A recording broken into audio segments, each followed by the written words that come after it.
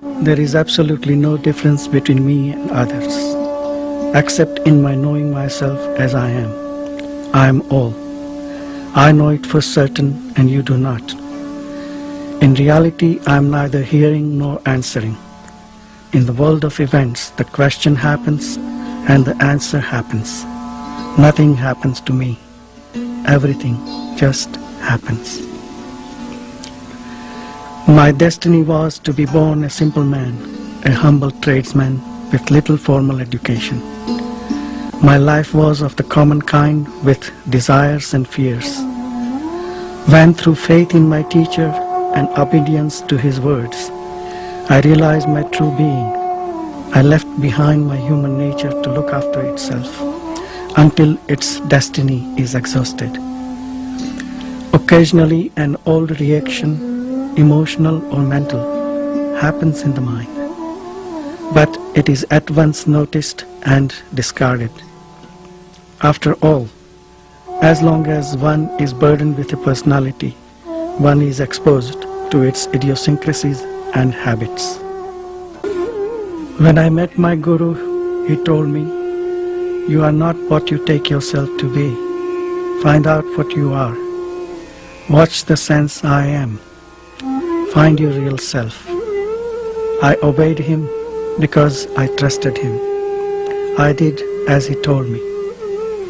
All my spare time I would spend looking at myself in silence. And what a difference it made, and how soon. It took me only 3 years to realize my true nature. My Guru died soon after I met him, but it made no difference. I remembered what he told me and persevered. The fruit of it is here with me. A visitor asked Maharaj why realization of one's true nature is so important. Without realization, you will be consumed by desires and fears, repeating themselves meaninglessly in endless suffering.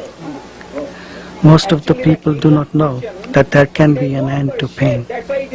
But once they have heard the good news, obviously going beyond all strife and struggle is the most urgent task that can be. You know that you can be free, and now it is up to you. Either you remain forever hungry and thirsty, ever losing and sorrowing, or go out wholeheartedly in search of the state of timeless perfection to which nothing can be added, from which nothing can be taken away. In it, all desires and fears are absent, not because they were given up, but because they have lost their meaning. Seekers who visited Maharaj wanted to know how they too could come to this awareness. How do you go about finding anything? By keeping your mind and heart on it. Interest there must be, and steady remembrance. To remember what needs to be remembered is the secret of success. You come to it through earnestness. Seek a clear mind and a clean heart. All you need is to keep quietly alert, inquiring into the real nature of yourself. This is the only way to peace. All happens by itself. Neither the seeker nor the Guru does anything. Things happen as they happen. Blame or praise are a portion later, after the sense of doership appears. Visitors would ask Nisargadata about effort and the role that spiritual disciplines play in helping one awaken from the dream of ignorance. When effort is needed, effort will appear. When effortlessness becomes essential, it will assert itself. You need not push life about. Just flow with it and give yourself completely to this task of the present moment, which is to die now to the now, for living is dying. Without death, life cannot be. Ultimately, one must go beyond knowledge, but the knowledge must come, and knowledge can come by constant meditation. By meditating, the knowledge I am gradually settles down and merges with universal knowledge, and thereby becomes totally free, like the sky or space. Those who come here with the idea of getting knowledge, even spiritual knowledge, come here as individuals aspiring to get something. That is the real difficulty. The seeker must disappear. When you know your real nature, the knowledge I am remains. But that knowledge is unlimited. It is not possible for you to acquire knowledge. You are knowledge. You are what you are seeking. Your true being exists prior to the arising of any concept. Dive deep within yourself and you will find it easily and simply. Go in the direction of I am. All exists in the mind. Both mind and body are intermittent states. The sum total of these flashes creates the illusion of existence. Inquire what is permanent in the transient, real in the unreal. This is sadhana, or spiritual practice. All those who have realized on the spot, by mere touch, look, or thought, have been ripe for it, but such are very few. The majority needs some time for ripening. Sadhana is accelerated ripening.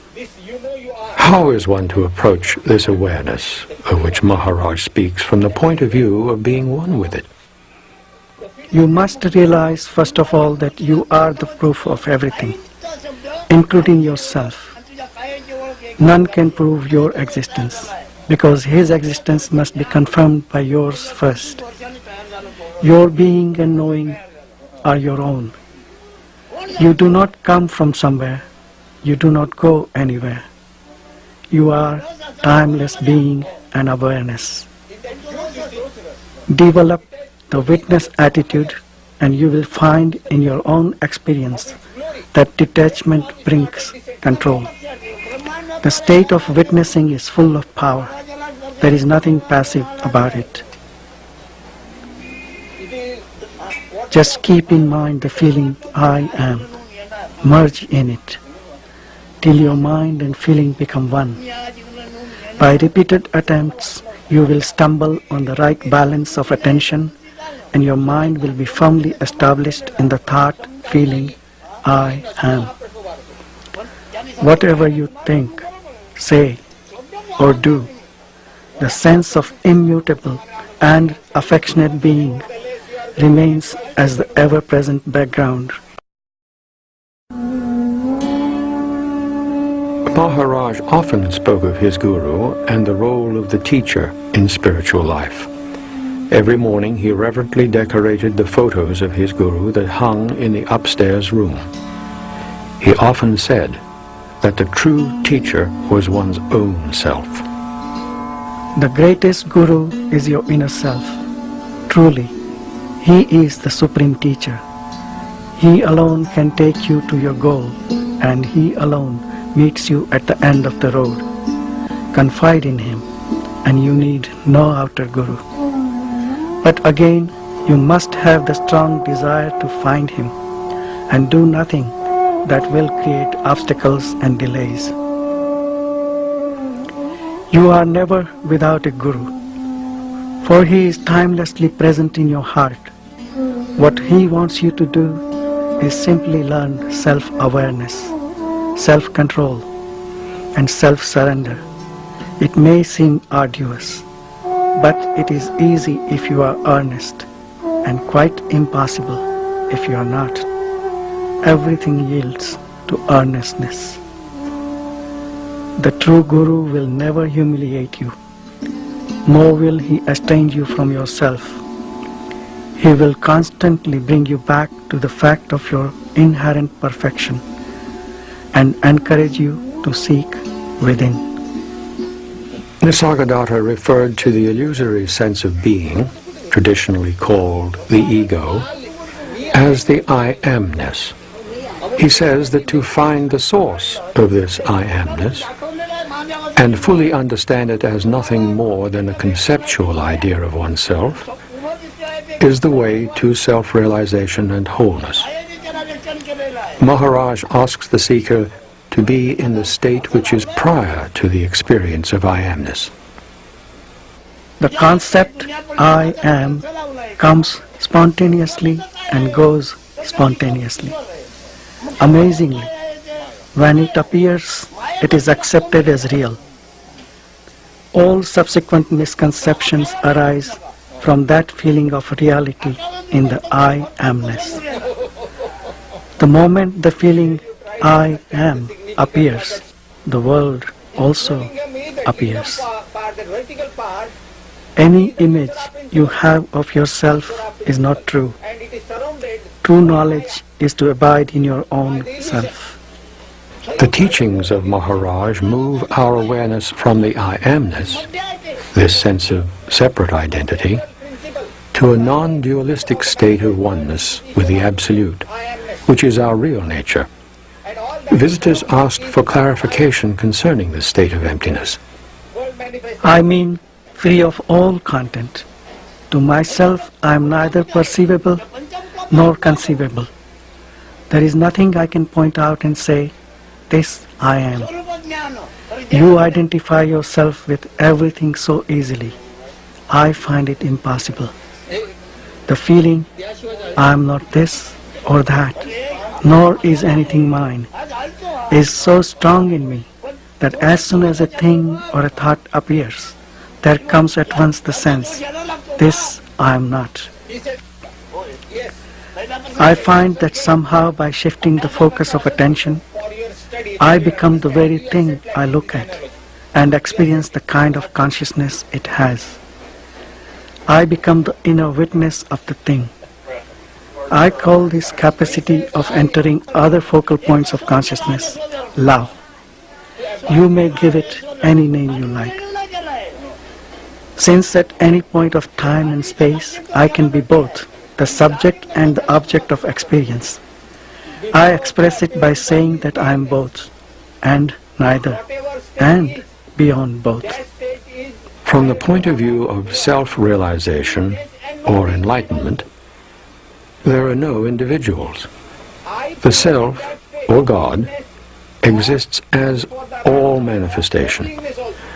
A visitor asked Maharaj how this individuality arose, and why we think of ourselves as separate individuals. Your thoughts about individuality are really not your own thoughts. They are all collective thoughts. You think that you are the one that has the thoughts. In fact, thoughts arise in consciousness. As our spiritual knowledge grows, our identification with the individual body-mind diminishes, and our consciousness expands into universal consciousness. The life force continues to act, but its thoughts and actions are no longer limited to an individual. They become the total manifestation. It is like the action of the wind. The wind doesn't blow for any individual, but for the entire manifestation. To questions concerning daily work and how one should conduct oneself in the world, Maharaj replied, Why do you worry about the world before taking care of yourself? You want to save the world, don't you? Can you save the world before saving yourself? And what means being saved? From what? From illusion. Salvation is to see things as they already are. Keep quiet. Do your work in the world, but inwardly keep quiet. Then all will come to you. Do not rely on your work for realization. It may profit others, but not you. Your hope lies in keeping silent in your mind and quiet in your heart. By all means, attend to your duties. Action in which you are not emotionally involved and which is beneficial and does not cause suffering will not bind you. You may be engaged in several directions and work with enormous zest, yet remain inwardly free and quiet with a mirror-like mind which reflects all without being affected.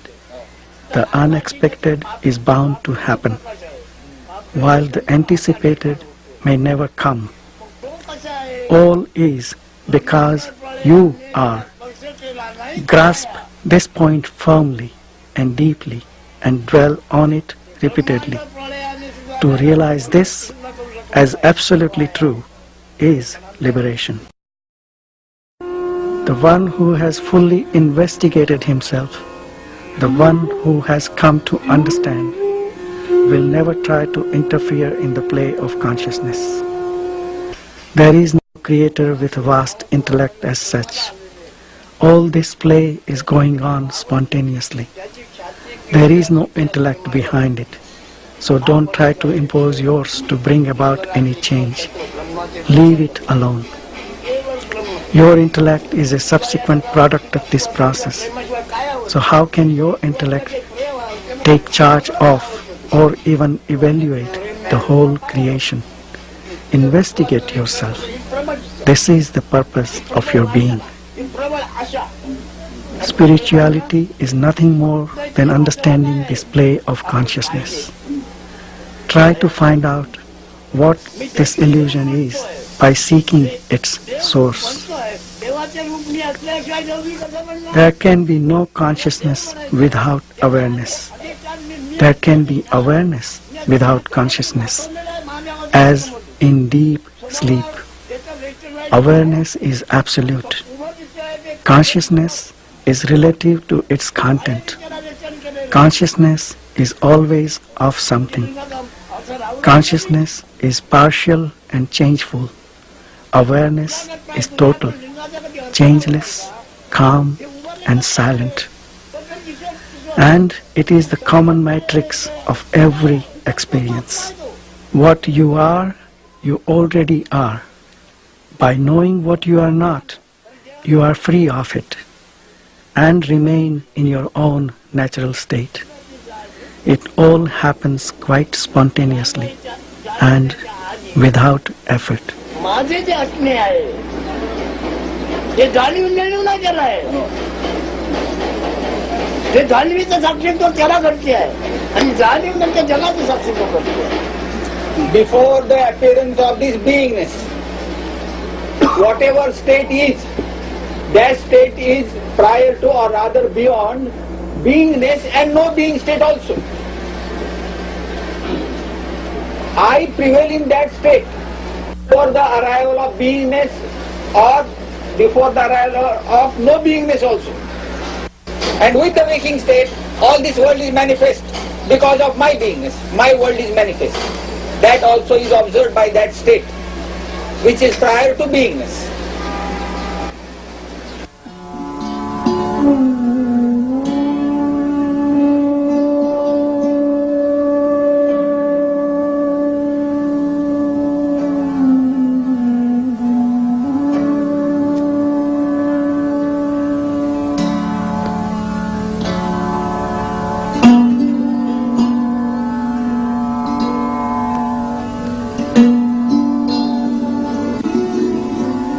The essential point of his teaching is that we already are absolutely free, and that there is nothing that we have to do or make or become or change ourselves into. We simply have to see the truth of life, which is that we are not this body nor this mind, that they are a play of elements, if you will, and that when we understand that, there comes this extraordinary happiness and freedom. Maharaj put it this way.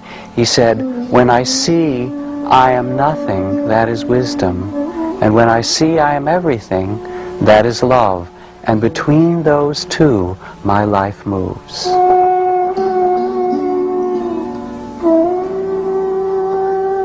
Maharaj passed away on September 8, 1981. He remains present as the consciousness within each one of us.